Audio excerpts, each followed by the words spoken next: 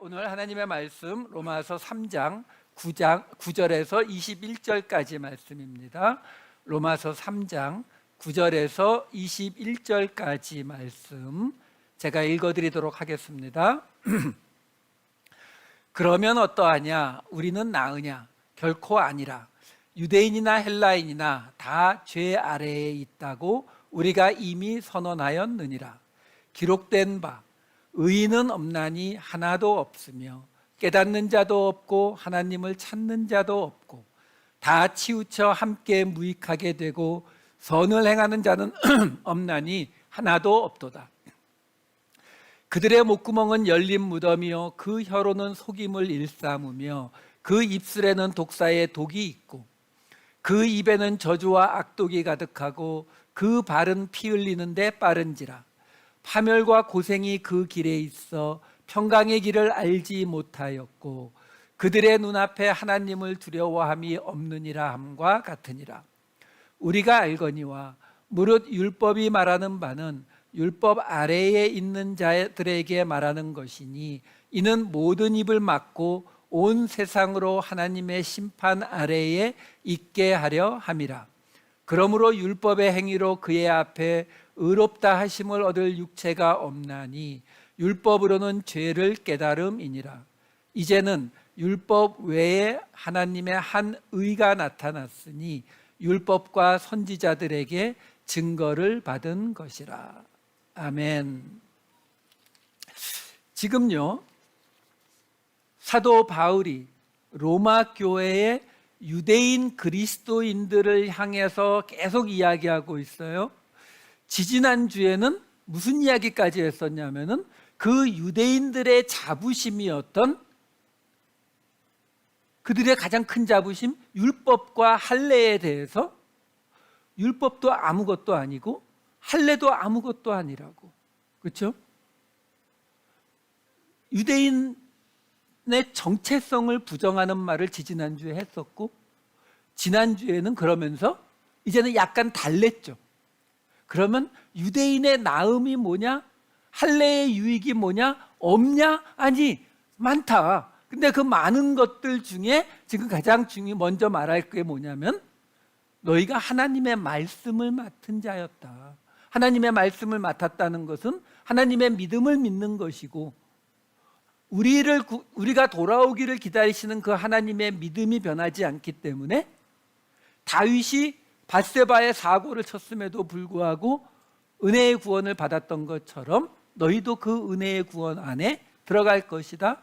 그런데 그것을 가지고 불의를 행하는 것이 하나님의 의를 가져온다든가 죄를 행해도 괜찮다든가 하는 착각하면은 너희는 정죄받을 것이다. 이게 지난주의 이야기였어요.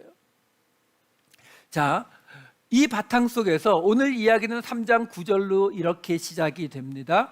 그러면 어떠하냐? 우리는 나으냐? 결코 아니라. 유대인이나 헬라인이나 다 죄 아래에 있다고 우리가 이미 선언하였느니라. 그러니까 문제는 유대인이나 헬라인이나 모두가 다 죄 아래에 있다. 이거는 변하지 않았어요. 자, 오늘의 문제는 여기서 시작돼요. 그러면 어떠하냐? 우리는 나으냐? 이렇게 지금 나와요. 여기 지금 이 그러면 어떠하냐? 우리는 나으냐라고 번역이 된 이게 헬라어 원어로는 단어가 세 단어밖에 안 돼요. 의문사, 접속사, 그리고 동사 하나. 그 동사 하나가 뭐냐면 여기 우리는 나으냐라고 번역이 된 프로에코마이라는 동사예요. 이 프로에코마이라는 동사는 전치사 프로는 영어의 before예요. 뭐뭐 앞에, 먼저라는 뜻이고, 그리고 에코마이라고 하는 이거는 에코는 가지다, 잡다의 뜻이에요. 그러니까 이게 둘이 합쳐지니까 먼저 가지다, 먼저 잡았다. 그러니까 먼저 가졌다, 먼저 잡았다 하면은 남들보다 유리할 거 아니에요. 그러니까 낫다의 뜻이 들어가는 거예요. 남들보다 유리하니까. 그래서 여기 지금 그러면 어떠하냐? 우리는 나으냐라고 된 번역이 잘못된 게 아니에요. 아주 정확하게 잘된 번역이 맞아요. 그런데 지금 성경책을 가지고 계신 분들은 이 본문의 맨 밑에 관주 붙어 있는 걸 찾아보시면은 거기에 여기 뭐라고 되어 있느냐면은 또는 그들만 못하뇨 이렇게 번역이 되어 있어요.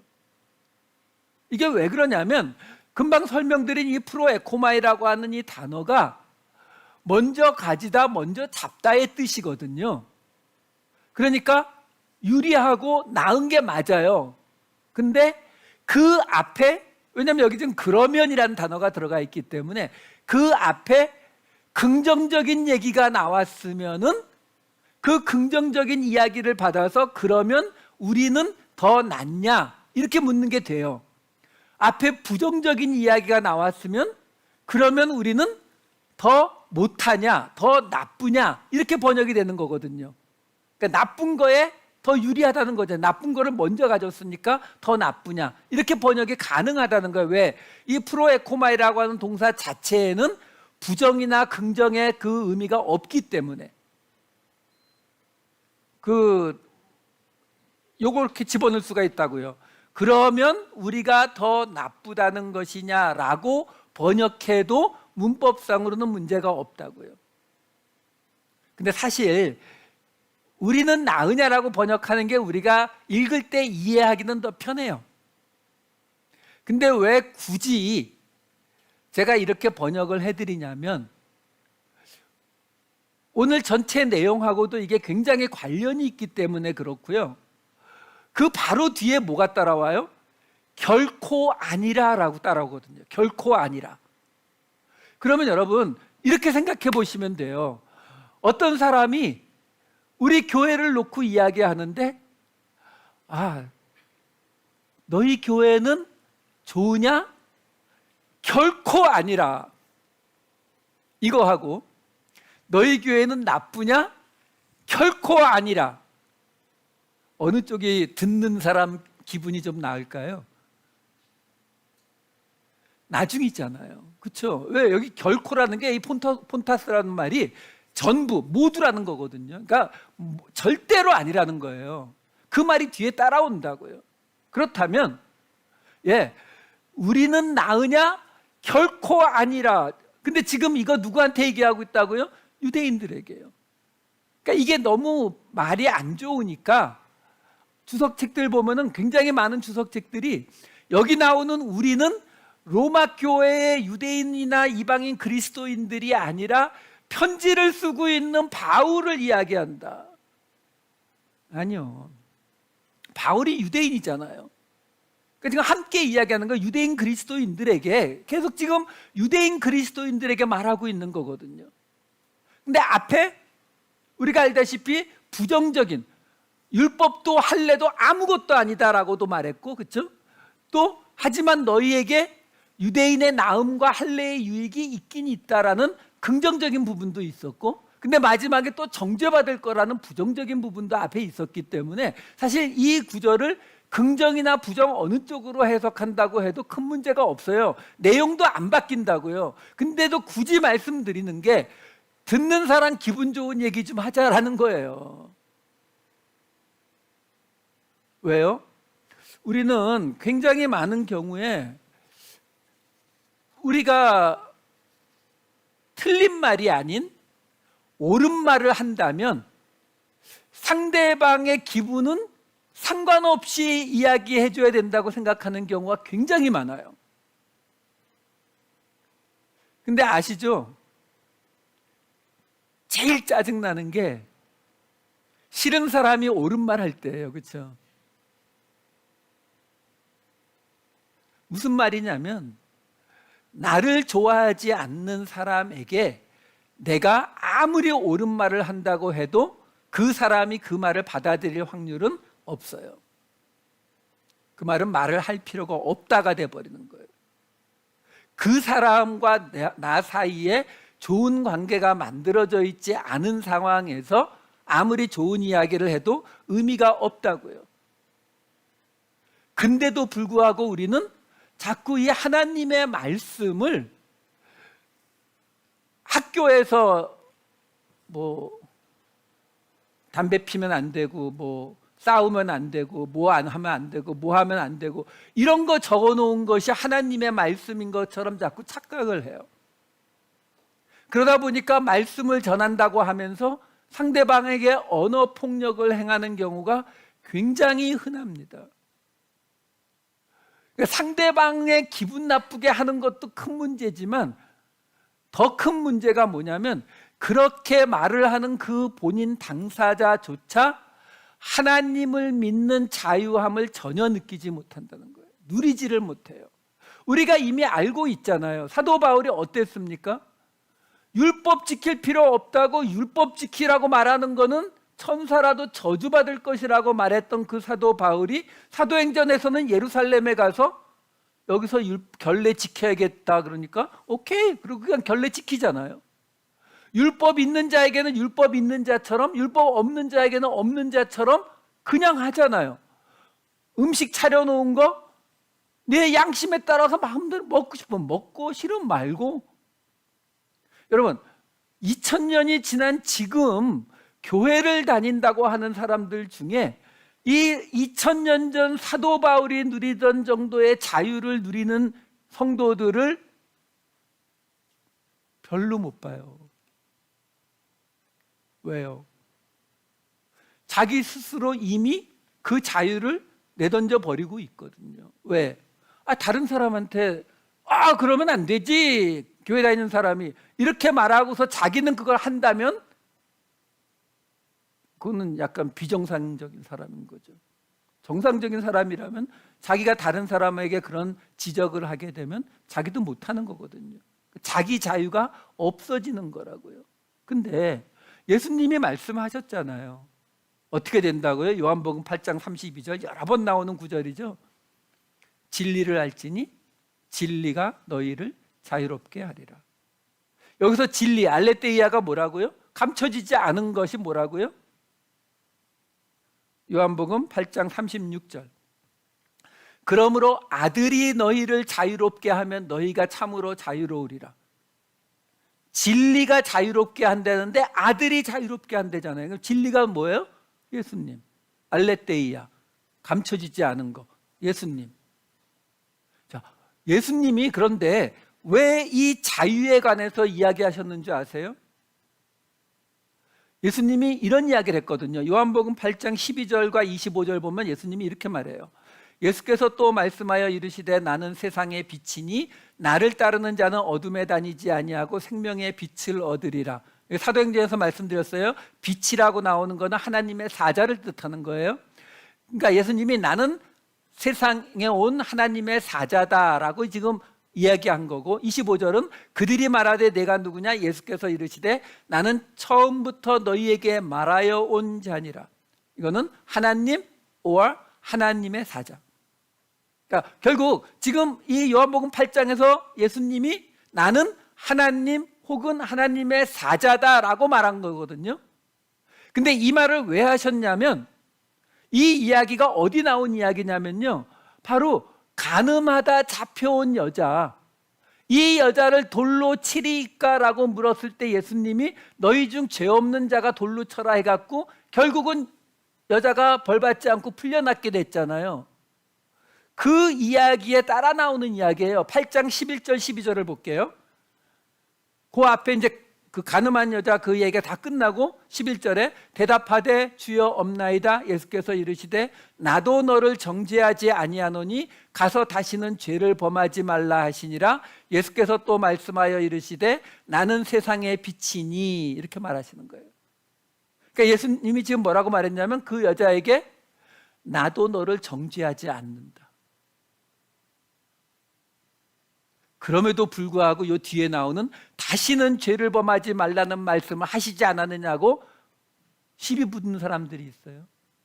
근데 나도 너를 정죄하지 않는다라고 말한 이 말씀 뒤에 예수님이 뭐라고 덧붙이시냐면 8장 15절에 이렇게 나옵니다. 너희는 육체를 따라 판단하나 나는 아무도 판단하지 아니하노라. 근데 그 나가 누구라고 했어요? 세상의 빛 하나님의 사자 오와 처음부터 말하여 온 자 하나님 오와 하나님의 사자인 나도 아무도 판단하지 않는다.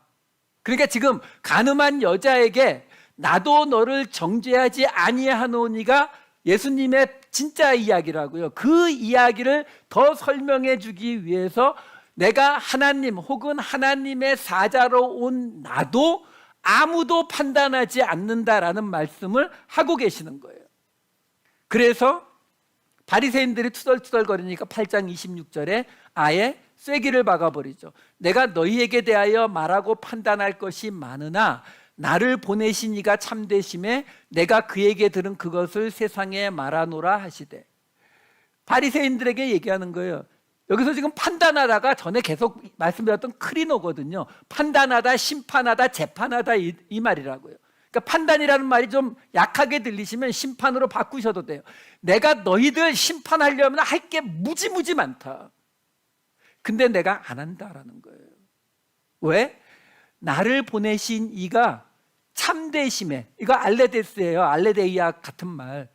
나를 보내신 이가 아무것도 숨기지 않고 나한테 다 보여주셨는데 그 보여주신 그렇게 들은 것을 내가 세상에 말하는데 그게 뭐라고요? 판단하지 말라고요. 근데 그 판단하지 않으면 어떻게 된다고요? 진리를 알지니 진리가 너희를 자유롭게 할 거라고요. 그러니까 우리가 예수를 믿으면 자유로워져야 되거든요. 아들이 자유하게 해준다라고 했으니까. 근데 왜 자유하지 못한다고요? 판단하려고 해서요. 그래서 판단하지 말라. 그래서 아까 3장 9절 말씀을 제가 굳이 왜? 뒤에 결코 아니라가 붙어 있으니까 그 유대인들에게 그러면 우리는 나으냐? 유대인은 더 나으냐? 결코 아니다라고 말하지 말고 유대인들은 더 못하냐? 결코 아니다. 그래야 소망이 있잖아요. 자, 이걸 가지고 3장 10절로 들어갑니다. 기록된 바 의인은 없나니 하나도 없으며.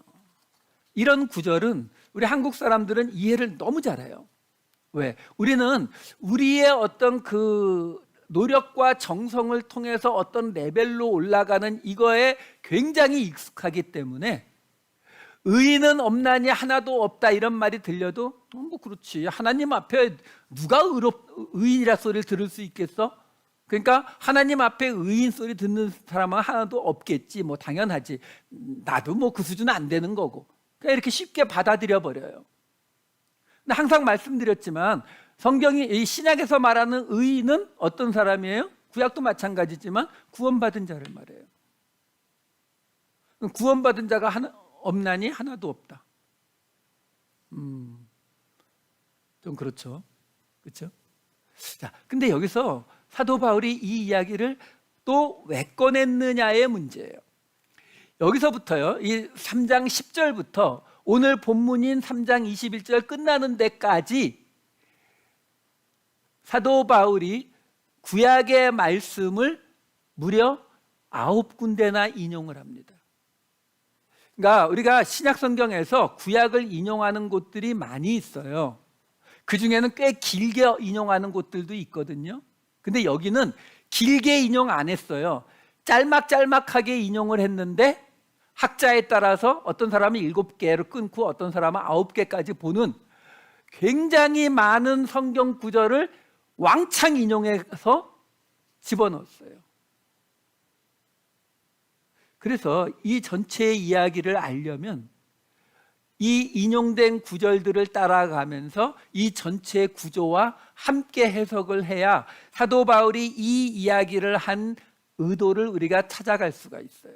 자, 우선 첫 번째, 로마서 3장 10절 기록된 바 의인은 없나니 하나도 없다는 이 말씀은 무엇을 인용했냐면, 여러분들 성경 밑에 보게 되면은 10편 14편을 인용했다고 나오는데 그거는 11절 12절을 인용한 거고 이 10절은 전도서의 인용이에요. 신약 성경에 전도서가 인용된 곳은 여기가 유일합니다. 전도서 7장 20절에 선을 행하고 전혀 죄를 범하지 아니하는 의인은 세상에 없기 때문이로다. 이 구절을 인용한 거예요.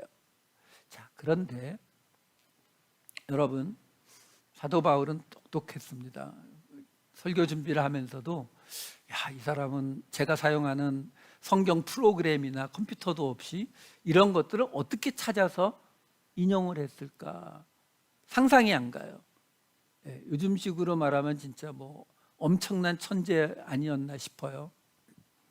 무슨 말이냐면, 우리는 가끔 성경을 인용할 때에 앞뒤에서 무슨 말을 하든 상관없이 딱 나한테 필요한 구절만 쏙 빼오잖아요.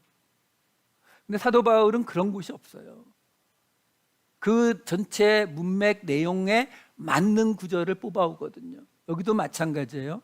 지금 의인은 없나니 하나도 없다라는 말이 이 전도서 7장 20절 말씀의 인용인데, 이 말씀의 앞부분부터 한꺼번에 볼게요. 좀 길지만 15절부터 20절까지를 보면은 이런 구절이에요.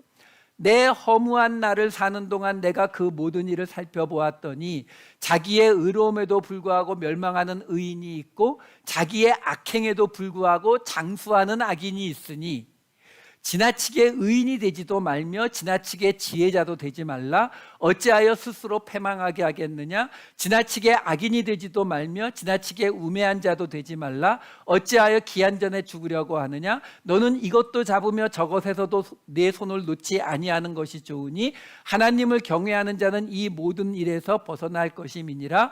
지혜가 지혜자를 성읍 가운데에 있는 10명의 권력자들보다 더 능력이 있게 하느니라. 선을 행하고 전혀 죄를 범하지 아니하는 의인은 세상에 없기 때문이로다. 지금요, 제가 빨리 읽긴 했지만 이게 지금 무슨 말이냐면요, 의롭다고 하는데도 불구하고 멸망당하는 의인이 있고 악행을 하는데도 불구하고 장수하는 악인이 있다는 거예요. 그 말이 무슨 말이에요? 너희가 생각하는 의인과 악인의 그 판단이 너희는 몰라. 그러니까 지나치게 의인이 되지도 말고 지나치게 악인이 되지도 말래요. 그냥 대강대강 살아가라고요? 아니요, 판단하지 말라는 말이에요. 의인과 악인을 판단하려고 하지 말라라는 거예요. 그래서 그 이야기의 끝에 뭐가 온다고요? 전혀 죄를 범하지 아니하는 의인은 세상에 없기 때문이다. 세상에 의인은 존재하지도 않고 내가 의롭다고 생각하지만 멸망하는 자가 있고 내가 악하다고 생각하지만 도리어 잘 먹고 잘 사는 사람들이 있는 걸 봐. 내가 지금 의인과 악인을 구분하는 그 구분이 결코 정확히 맞을 수가 없어. 이 이야기를 하면서 의인은 없나니 하나도 없다라는 말을 한 것을 사도 바울이 인용해 오는 거예요. 자, 이렇게 해석을 하는 이유가 뭐냐면 아까 말씀드린 것처럼 오늘 본문 이 10절부터 20절까지가 한 덩어리거든요. 그 안에 지금 여러 개의 이 구약의 인용이 들어가 있는데 이 전체가 커다란 샌드위치 구조예요. 그러니까 맥도날드의 요만한 햄버거가 아니고 저 쉑쉑버거의 이만한 햄버거. 그러니까 맨 앞에 있는 지금 의인은 없나니 하나도 없다라는 이 3장 10절 말씀은 맨 끝에 있는 3장 20절 말씀과 연결되는 말씀이에요. 3장 20절 말씀이 어떻게 나와요? 그러므로 율법의 행위로 그의 앞에 의롭다 하심을 얻을 육체가 없나니 율법으로는 죄를 깨달음이니라. 그러니까 지금 이 두 구절이 3장 10절과 3장 20절 둘 다 의인은 없으냐 하나도 없고 그의 앞에 의롭다 하심을 얻을 육체가 없다라고 말하잖아요. 근데 이 말이 교리적으로 하나님 앞에 행위로 구원받을 수 있는 사람이 없다 뭐 이런 걸 설명하려고 하고 있는 것이 아니라 너희가 생각하는 의인과 악인의 기준이 없다고. 그러니까 어떡하라고요? 의인인지 악인인지 어느 쪽이 되려고 하지 말라고, 판단하려고 하지 말라, 요 말을 해주려고 이 이야기가 나오는 거예요. 왜? 이 3장 20절 말씀이 지금 어디를 인용하고 있는 거냐면 시편 143편 2절 말씀을 인용한 거거든요.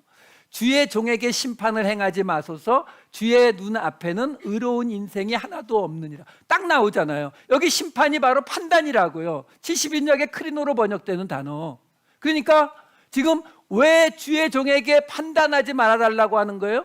주님 앞에 의로운 인생이 하나도 없으니까 우리에게 하나님의 판단을, 심판을 내리지 말아주세요라고 말하는 거거든요. 사도 바울은 지금 그 구절을 그대로 끌고 와서 3장 10절과 20절을 지금 대조시키고 있는 거예요. 그러니까 샌드위치의 가장 바깥에 있는 게 뭐냐면 이 세상에는 하나님 앞에 의로운 자가 없기 때문에, 왜? 우리가 어떤 사람에 대해서 판단한다면, 저 김태환 목사 왜 저래? 라고 말한다면 그 말은 뭐예요? 저러지 않아야 되는 어떤 의로운 단계가 모델이 되니까 그 모델을 비교해서 저 사람 왜 저래? 이렇게 말하는 거잖아요. 근데 지금 뭐라고 하는 거예요? 그런 모델은 없다는 거예요. 아니, 있을 수도 있겠지만 적어도 우리는 모른다는 거예요. 우리의 판단으로 의인과 악인을 판단하지 못한다는 거예요. 그러니까 의인이 되려고 악인이 되려고 누군가를 의인으로 만들고 악인으로 만들고 하는 거 하지 말라. 이게 샌드위치 가장 겉껍데기의 이야기예요. 자, 그럼 그 다음 칸 3장 죄송해요. 이 시편 143편 2절에 나오는 그 구절도 옆에 나오는 구절을 잠깐만 볼게요. 143편 3절과 11절을 볼게요. 2절부터 3절. 주의 종에게 심판을 행하지 마소서. 주의 눈앞에는 의로운 인생이 하나도 없나이다. 원수가 내 영혼을 핍박하며 내 생명을 땅에 엎어서 나로 죽은 지 오랜 자 같이 나를 암흑 속에 두셨나이다. 원수 때문에 자기가 죽은 것 같이 됐다는 거예요. 그래서 11절에 이렇게 끝나요. 여호와여 주의 이름을 위하여 나를 살리시고 주의 공의로 내 영혼을 환난에서 끌어내소서. 지금 이게 다윗이 말한 건데 뭐라고 말하고 있냐면 자기가 지금 하나님 나 심판하지 마세요. 주님 앞에 하나님 앞에는 의로운 자가 하나도 없잖아요. 근데 나 원수 때문에 지금 죽은 자 같이 됐어요.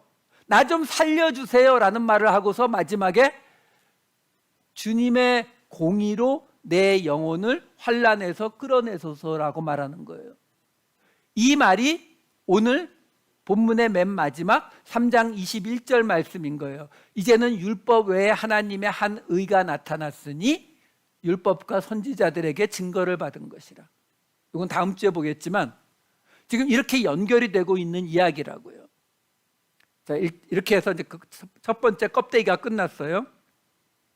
자, 그 다음에 두 번째 껍데기의 앞부분 3장 11절과 12절 말씀 볼게요.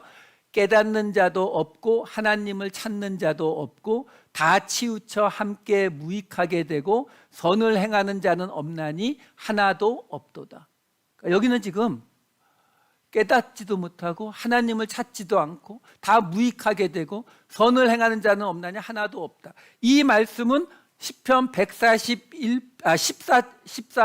1절에서 3절에서 인용해 온 거예요. 어리석은 자는 그의 마음에 이르기를 하나님이 없다 하는도다. 그들은 부패하고 그 행실이 가증하니 선을 행하는 자가 없도다.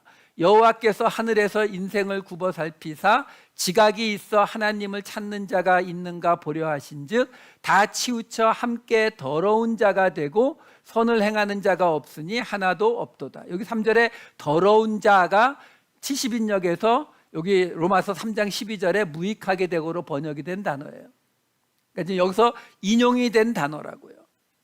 자, 그렇다면 지금 두 번째 위쪽 껍데기를 봤는데 아래쪽 껍데기에 해당되는 게 3장 18절 말씀이에요. 그들의 눈앞에 하나님을 두려워함이 없느니라 함과 같으니라.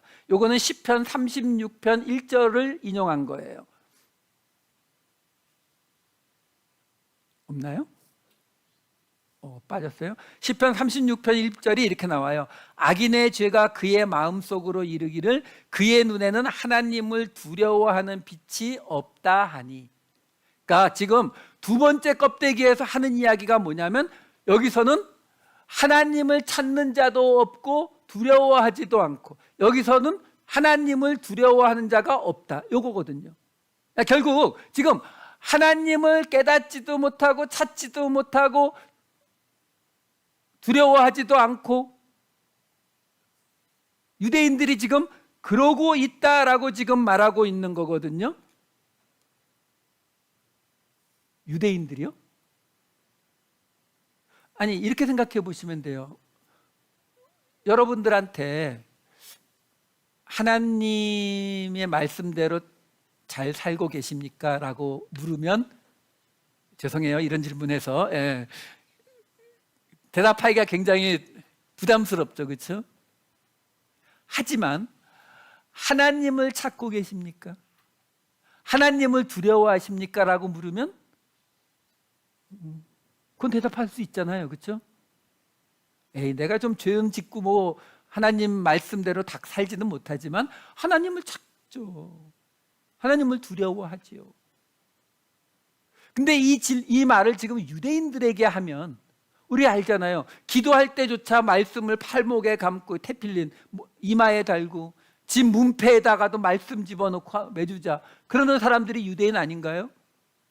근데 그 사람들에게 지금 사도 바울이 두 번째에서 뭐라고 얘기하고 있다고요? 하나님을 찾는 자도 없고 두려워하는 자도 없다. 이거 동의할까요? 안 할 것 같은데요. 그런데 아까 시편 14편 1절 3절 나왔던 그거 하나 다시 보여주세요. 여기 지금 시편 14편 1절에 보시면은 어리석은 자는 그의 마음에 이르기를 하나님이 없다 하는도다 이렇게 나오잖아요. 그리고 지금 없지만 아까 인용했던 18절을 인용한 시편 36편 1절도 어떻게 시작이 되냐면 악인의 죄가 그의 마음속으로 이르기를. 그러니까 지금 어리석은 자와 악인이라고 하는 말이 나오거든요. 근데 재밌는 거는 지금 하나님을 찾지 않고 하나님을 두려워하지 않는 어리석은 자, 악인이 등장을 하는데 이 고대 랍비들이, 이스라엘의 랍비들이 여기 나오는 이 어리석은 자, 악인을 누구라고 보았을 것 같으세요? 이거는 누구를 말하는 것이다. 여기 어리석은 자라고 나온 이 히브리어 단어가 뭐냐면 나발이에요. 그러면 들어본 이름이죠? 그렇죠? 아비가일의 남편, 다윗 구박했다가 나중에 죽은 사람. 그러면 여기 시편, 이 다윗의 시편에 어리석은 자는 하나님이 없다 한다라고 하는데 그게 나발이거든요, 단어가. 그러면 같은 이름이니까 그 나발을 뜻하는가 보다. 이렇게 해석하면 제일 쉬운데 고대의 그 유대 문서를 보면 랍비들이 이 어리석은 자를 나발이라고 보지 않아요. 누구를 보냐면 바로 에서를 이야기합니다. 에서. 왜요? 왜 에서가 어리석은 자죠? 창세기 25장 34절. 야곱이 떡과 팥죽을 에서에게 주매 에서가 먹으며 마시고 일어나 갔으니 에서가 장자의 명분을 가볍게 여김이었더라. 장자의 명분. 여기 지금 장자의 명분이라고 번역된 히브리어가 베콜이라고 하는 단어예요. 먼저 태어나다라는 뜻이에요. 여성 명사예요. 먼저 태어난 것. 이게 남성 명사로 나오는 게 베코르예요. 베코르. 그게 어디 나오냐면은 출애굽기 13장 2절과 13절 볼게요. 이스라엘 자손 중에서 사람이나 짐승을 막론하고 태에서 처음 난 모든 것은 다 거룩히 구별하여 내게 돌리라. 이는 내 것이니라 하시니라. 나귀의 첫 새끼는 다 어린 양으로 대속할 것이요 그렇게 하지 아니하려면 그 목을 꺾을 것이며 내 아들 중 처음 난 모든 자는 대속할지니라. 하나님이요 처음 난 것, 여기 지금 태에서 처음 난 이게 베코르예요. 같은 단어거든요. 나귀의 첫 새끼 이거 베코르예요. 그러니까 처음 난 것은 하나님의 것이라는 거예요. 그러면 아까 앞에 보았던 창세기 25장 다시 보여주세요.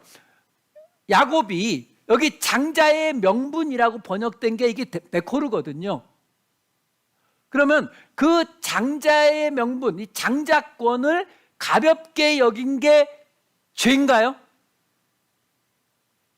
금방 보았던 출애굽기는 야곱의 때로부터 400년 뒤인데요. 소급 입법 안 되는 거잖아요. 나중에 만들어진 법으로 이렇게 하면 안 되는 거잖아요.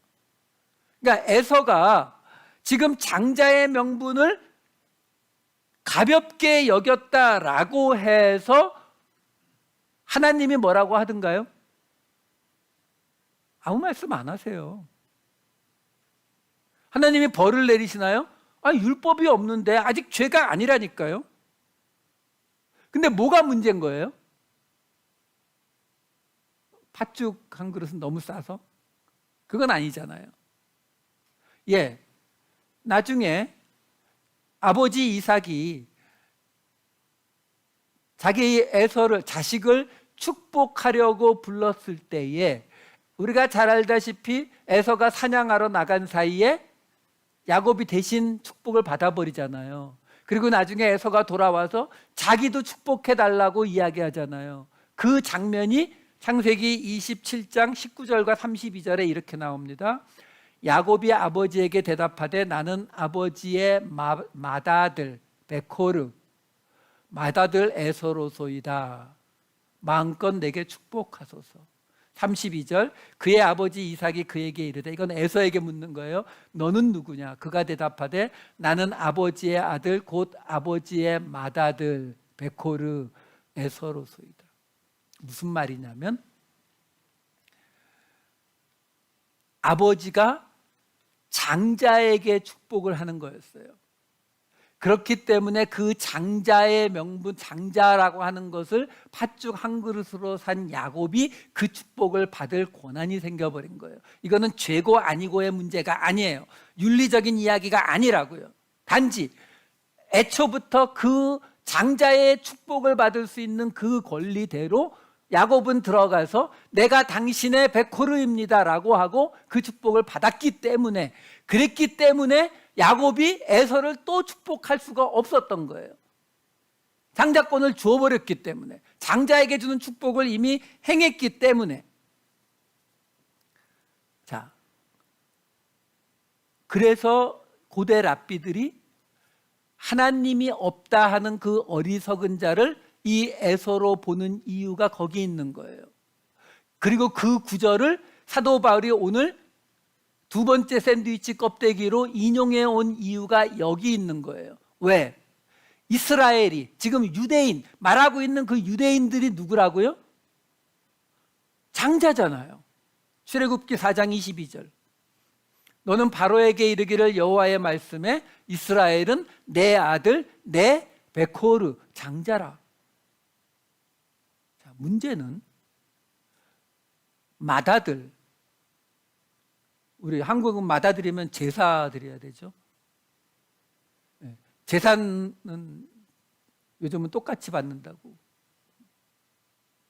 근데 성경이 말하는 맏아들은요, 아까 우리가 출애굽기에서 봤듯이 하나님의 것이에요.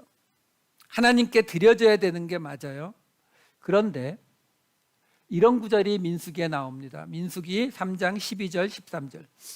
보라, 내가 이스라엘 자손 중에서 레위인을 택하여 이스라엘 자손 중에 태를 열어 태어난 모든 자를 대신하게 하였은즉 레위인은 내 것이라.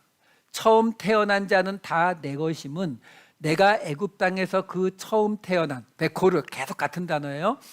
태어난 자를 다 죽이던 날에 이스라엘의 처음 태어난 자는 사람이나 짐승을 다 거룩하게 구별하였음이니 그들은 내 것이 될 것임이니라. 나는 여호와이니라. 하나님께서 태를 열어 태어난 모든 자를 대신하는 자로 레위 사람을 세웠어요. 그러니까 처음 태어난 모든 자는 하나님의 것인데 그 하나님의 것을 대신하는 게 누구라고요? 레위 사람이에요. 근데 그 레위 사람을 세우는 모습이 이렇게 나타납니다. 민수기 8장 10절. 레위인을 여호와 앞에 나오게 하고 이스라엘 자손이 그들에게 안수하게 한 후에, 이스라엘 자손이 레위인에게 안수를 합니다. 이 모습은 어떤 모습이에요? 레위기 1장 4절. 그는 번제물의 머리에 안수할지니 그를 위하여 기쁘게 받으심이 되어 그를 위하여 속죄가 될 것이라. 머리에 안수한다는 말은 내 죄를 이 사람에게 넘긴다라는 거예요. 그러니까 제물의 머리에 안수하면은 내 죄가 이 제물로 넘어가고, 그러면 그 제물을 죽여서 그 제물의 피로 내 죄를 대신한다. 이게 제사의 개념이거든요. 근데 레위인을 어떻게 한다고요? 이스라엘 자손이 안수해요. 이스라엘의 모든 죄를 레위인이 받아서 제사장이 되어서 하나님 앞에 제물로 드려지는 것이 레위인의 모습이라고요. 자, 그러니까 지금 사도 바울이 이걸 왜 인용을 했을까요? 너희가 어리석은 자는 하나님이 없다 하는 것처럼 하나님을 찾지도 않고 두려워하지도 않는다라는 말을 하고 있는 거잖아요. 근데 그 어리석은 자가 그 당시 사람들에게 누구라고요? 에서라고요. 에서는 어떤 사람이라고요? 그의 장자권을 가볍게 여긴 사람이에요. 근데 그 장자권이 뭐예요? 레위 사람처럼 이스라엘을 대신해서 죄를 지고 죽음으로 들어가는 일을 감당하는 사람이에요. 이게 장자예요. 성경이 말하는 장자, 마다들의 개념이 이거라고요. 그래서 로마서에도 보면은 8장 29절에 이렇게 나와요. 하나님이 미리 아신 자들을 우리요 또한 그 아들의 형상을 본받게 하기 위하여 미리 정하셨으니 이는 그로 많은 형제 중에서 맏아들이 되게 하려 하심이니라. 우리를 하나님이 다른 사람보다 먼저 우리를 부르신 이유가 뭐라고요? 아들의 형상을 본받게 하기 위해서요. 그 아들의 형상을 본받는 게 뭐라고요? 하나님의 장자이신 예수 그리스도처럼 형제들 중에 우리들 안에 이 세상 안에 맏아들이 되게 하기 위해서요. 그 맏아들 예수님의 형상을 본받는 게 뭐라고요? 마태복음 10장 38절. 또 자기 십자가를 지고 나를 따르지 않는 자도 내게 합당하지 아니하니라. 십자가를 지는 거예요. 그 십자가를 지는 게 뭐라고요? 이어지는 39절이 이렇게 나와요. 자기 목숨을 얻는 자는 잃을 것이요 나를 위하여 자기 목숨을 잃는 자는 얻으리라. 무슨 말이에요? 죽을 거라고. 그 죽는다는 게 꼭 육체적인 죽음만을 말하는 것이 아니라 왜? 애초부터 우리를 미리 아신 자로 먼저 부르신 이유는 이 세상의 남은 자들을 위한 레위인으로 부르셨다는 거예요. 장남으로 불렀다는 거예요. 예수님처럼 그들을 위해서 죽어줄 사람으로 부르셨다는 거거든요. 그러니까 사도 바울이 이야기하는 거예요. 너희가 지금 유대인, 이스라엘이 장자 아니냐? 왜? 지금 로마 교회 안에서 유대인 그리스도인과 이방인 그리스도인들이 싸우는데 그 유대인들에게 이야기하는 거죠. 너희는 뭐야? 말씀을 맡았다며, 너희가 하나님을 먼저 알았다며, 그러면 너희는 장자 아니냐? 이스라엘은 하나님의 장자라고 나오지 않느냐? 그러면 너희가 도리어 나중 알게 된 자를 위해서 레위인의 위치로 가서 그들을 위해서 죽는 자리로 가야 될 너희들이 지금 그들하고 지금 서로 싸우고 있으니까 너희들의 모습이 딱 시편에 나오는 어리석은 자는 하나님이 없다 하는 그 모습하고 똑같지 않느냐, 이 말을 지금 하고 있는 거예요.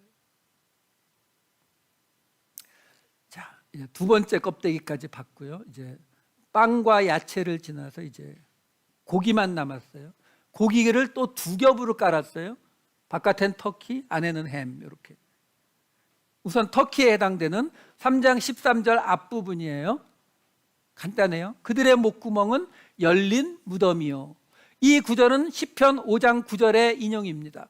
시편 5장 9절을 보시면 그들의 입에 신실함이 없고 그들의 심중이 심히 악하며 그들의 목구멍은 열린 무덤 같고 그들의 혀로는 아첨하나이다. 여기서 인용된 구절이에요. 그리고 이거하고 짝이 되는 같은 터키에 해당되는 구절이 3장 15절과 17절이에요. 그 발은 피 흘리는데 빠른지라 파멸과 고생이 그 길에 있어 평강의 길을 알지 못하였고, 요 구절은 이사야 59장 7절 8절의 인용이에요. 그 발은 행악하기에 빠르고 무죄한 피를 흘리기에 신속하며 그 생각은 악한 생각이라. 황폐와 파멸이 그 길에 있으며 그들은 평강의 길을 알지 못하며 그들이 행하는 곳에는 정의가 없으며 굽은 길을 스스로 만드나니 무릇 이 길을 밟는 자는 평강을 알지 못하느니라. 자, 터키에 해당되는 이야기는 하나는 목구멍이에요. 하나는 발이에요. 아직 햄까지 안 들어갔어요. 근데 여기서는 지금 뭘 얘기하냐면 그 목구멍은 열린 무덤 같다고요. 그리고 발은 행악하기에 빠르고 무죄한 피를 흘리기에 빠른 발이라고요. 자, 그러면 아까 보았던 시편 5편 9절에 그 앞에 있는 4절부터 6절 말씀을 볼게요. 주는 죄악을 기뻐하는 신이 아니시니 악이 주와 함께 머물지 못하며 오만한 자들이 주의 목전에 서지 못하리이다. 주는 모든 행악자를 미워하시며 거짓말하는 자들을 멸망시키리이다. 여호와께서는 피 흘리기를 즐기는 자와 속이는 자를 싫어하시나이다. 무슨 말이냐면 지금 너희의 목구멍은 열린 무덤이라고 했어요. 유대인들에게 있어서 무덤은 괜찮은데 열린 무덤은 문제가 크죠. 왜? 시체와 접촉하는 것이 부정해지는 아주 가장 큰 것 중에 하나거든요. 그러니까 열린 무덤, 너희의 목구멍은 열린 무덤이다라는 것은 너희 이 안에서 목을 통해서 나오는 것들이 사람들로 하여금 하나님 앞에 부정하게 만든다라는 거거든요. 근데 그 앞에 있는 구절들이 뭐냐면 하나님은 죄악을 기뻐하지 않고 악이 주와 함께 머물지 않는다. 오만한 자들이 주의 목전에 서지 못한다. 그래서 행악자와 거짓말하는 자들을 다 멸망시킬 것이다. 피를 흘리게 하고 속이는 자를 싫어한다. 그 말이 뭐예요? 지금 이 터키에 해당되는 이 부분에서 지금 앞에는 무슨 이야기를 하고 있는 거냐면 하나님은 저런 죄나 악이나 오만이나 행악이나 거짓말이나 이런 거하고 하나님은 결코 함께 있지 않은데 근데 뭐라고요? 근데 너희의 목구멍은 열린 무덤 같다. 너희 하나님과 함께 있을 수 없는 존재들 아니냐. 너희의 하는 꼬락서니를 보니까 너희에게서 나오는 게 좋은 게 하나도 없는데 여기에 해당되는 반대편 구절이 아까 보았던 이사야 59장 7절 8절의 말씀인데 그것도 이사야 59장 1절에서 3절 말씀을 볼게요. 여호와의 손이 짧아 구원하지 못하심도 아니요 귀가 둔하여 듣지 못하심도 아니라 오직 너희 죄악이 너희와 너희 하나님 사이를 갈라놓았고 너희 죄가 그의 얼굴을 가리어서 너희에게서 듣지 않으시게 함이니라. 이는 너희 손이 피해 너희 손가락이 죄악에 더러워졌으며 너희 입술은 거짓을 말하며 너희 혀는 악독을 내밀어. 이 구절은 뒷부분에 뭐였다고요? 너희 발이 행악하는 데 빠르고 하는 이야기, 그거에 인용해 나온 그 이사야 59장이거든요. 무슨 말이에요? 하나님이 너희를 구원하지 못하시고 있는 게 아니다. 하나님이 귀가 둔해서 못 듣고 있는 게 아니라 너희가 가진 그 죄악 때문에 너희가 하나님과 떨어져 있는 거다. 그러니까 지금 마지막 이 터키에 해당되는 구절은 둘 다 뭘 말하고 있어요? 바로 그 유대인 그리스도인들에게 너희의 죄 때문에 너희가 하나님과 멀어지고 너희에게서 그 죄의 모습들이 나타나고 있는 것이다. 이 이야기를 하고 있는 거예요. 자, 드디어 대망의 햄 3장 13절 뒷부분과 14절. 그 혀로는 속임을 일삼으며 그 입술에는 독사의 독이 있고 그 입에는 저주와 악독이 가득하고. 자, 여러분 말씀드렸다시피 샌드위치 구조라고 말씀을 드렸어요. 샌드위치 구조라는 말은 무슨 말이에요? 강조용법이에요. 어떤 걸 샌드위치 구조로 쓰면 가운데 있는 것만 맞다는 게 아니고 이 이야기 가운데 지금 가장 강조하고 싶은 게 가장 한복판에 들어가 있는 거거든요. 그러니까 지금 의인은 없나니 하나도 없다라는 말로 시작한 이 사도 바울이 신약 성경에 전무후무할 정도로 많은 인용을 끌어다가 붙여놓은 이 전체 이야기 덩어리에 가장 강조하기를, 이것 때문에 이 이야기를 쓴 게 뭐라고요? 그 혀로는 속임을 일삼고 그 입술에는 독사의 독이 있고 그 입에는 저주와 악독이 가득하다. 입이요, 입. 말이요, 말. 그래서 제가 맨 앞에서 말씀드린 거예요. 유대인들이 우리는 더 나으냐 보다 우리가 더 못하냐 결코 아니다라고 해석을 해보자라는 거죠. 왜? 지금 이 모든 이야기를 사도 바울은 바로 유대인들이 말하는, 아니 생각해 보세요. 지금 이걸 로마 교회 안에서 벌어진 일이잖아요. 그리스도인들, 예수를 믿는다는 사람들 안에서 벌어진 일이잖아요. 그러니까 그 사람들 안에서 서로 뭐 칼 갖고 싸웠겠어요? 몽둥이 들고 싸웠겠어요? 아니잖아요. 말 갖고 서로 싸우고 있는 거잖아요. 여러분, 이렇게 생각해 보셔도 돼요. 삼성이 현대하고 라이벌이 되나요? 안 되죠. 삼성은 전화기 팔고 현대는 자동차 팔잖아요. 뭐 다른 것도 있는지 잘 모르겠지만 하여간 대표적으로는 그렇잖아요. 그렇죠? 그러면 여러분, 우리가 세일즈맨이라면 우리는 뭘 팔아요? 우리가 파는 품목이 뭐예요? 말씀이요. 그러면 우리에게 라이벌이 되는, 우리를 방해하거나 우리가 뭐 흔히 뭐 악 또는 뭐 사탄 이렇게 표현하는 우리의 라이벌이 되는 사람은 누구예요? 자동차 파는 사람이요? 전화기 파는 사람이요? 아니요. 말을 파는 사람이죠. 그러니까 성경이 이 말에 대해서 이토록 강조하는 이유가 여기 있어요. 전에도 말씀드렸잖아요.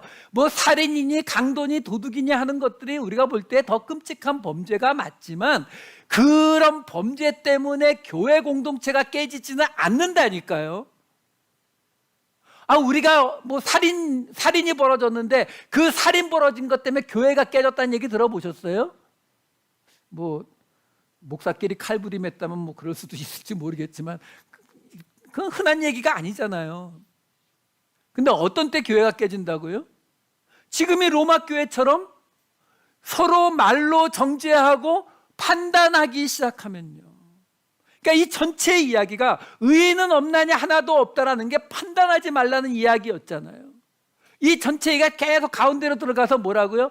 너희들의 그 혀와 입술과 입이요, 속이고 독사고 저주와 악독이 가득한 입이요. 이거 어디서 인용됐냐면 시편 7절과 140편 3절의 인용이에요. 그의 입에는 저주와 거짓과 포악이 충만하며 그의 혀 밑에는 잔해와 죄악이 있나이다. 140편 3절, 뱀같이 그 혀를 날카롭게 하니 그 입술 아래에는 독사의 독이 있나이다. 140편만 조금 더 볼게요. 140편 9절과 11절 마저 보시면 이래요. 나를 애워싸는 자들이 그들의 머리를 들 때에 그들의 입술의 재난이 그들을 덮게 하소서.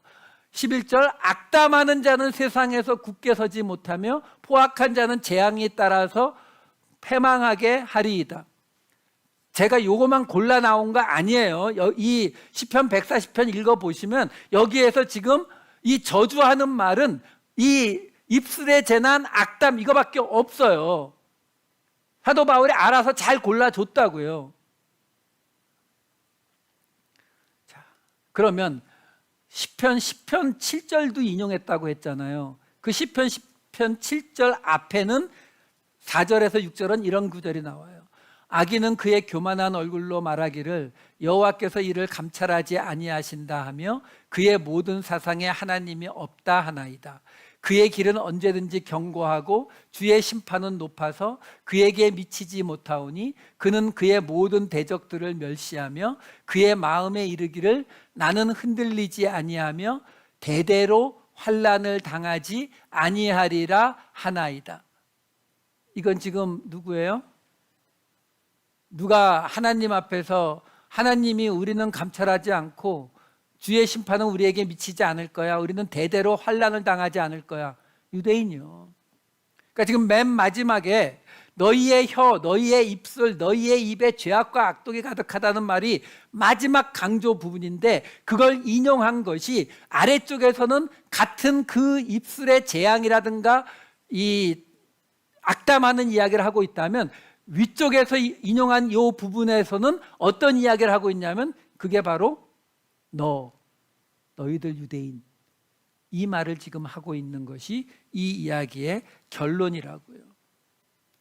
자, 말씀을 마칠게요. 지금 오늘 사도 바울은 유대인 그리스도인들에게 지난번에 했던 이야기가 사실 크게 다르지 않아요. 디테일만 조금 들어간 거죠. 뭐요? 지난번에 이야기했잖아요. 율법도 할례도 아무것도 아니라고. 그렇죠? 하지만 그들에게 이야기하는 거예요.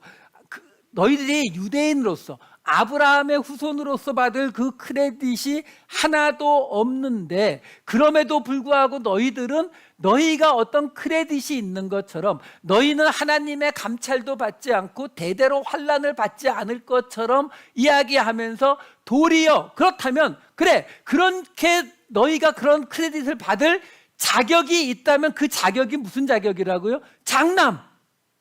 장남의 자격인데, 장남으로서 해야 되는 레위인의 그 역할은 안 하고, 결국 반대로 다른 사람들을 살리기 위해서 내가 그 죄를 뒤집어 쓰고 죽는 예수님의 십자가를 지고 가는 게 아니라, 너희의 입과 혀는 도리어 반대인 그 나중 알게 된 이방인 그리스도인들을 향해서 공동체를 무너뜨리고 있지 않느냐. 제발 부탁이니까 그 입 좀 다물어라. 이게 한 결론이에요. 싸우지 말라는 거죠. 그걸 어렵게 뭐라고 한다고요? 판단하지 말라고요. 의인은 없나니 하나도 없으니까 판단하지 말고, 너희는 부르심을 받은 이유가 뭐라고요? 장남으로, 맏아들로 살아가라고 부르심을 받은 유대인들이다. 이 이야기를 하고 있는 것입니다. 우리예요. 유대인들 아니고 우리입니다. 우리. 먼저 말씀을 받은 우리요. 먼저 장남으로, 맏아들로 부르심을 받은 우리는 우리보다 나중에 오는 사람들을 위해서 판단하지 말고 어떻게 하라고요? 반짝반짝하는 모습으로 당신은 좋은 사람입니다. 이야기해 주시고, 그렇죠? 설사 그들이 잘못해도 뭐라고요? 그들이 나쁘냐? 결코 아니다.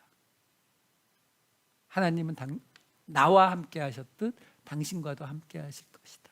이 말씀을 나누실 수 있어야 돼요. 우리가 복음 전하라고 하잖아요. 복음 기쁜 소식이잖아요. 누구에게요? 전하는 자에게요? 듣는 자에게.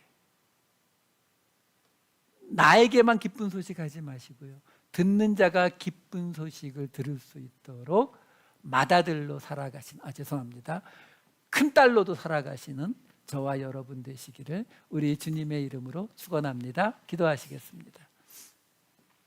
사랑이 많으신 아버지 하나님,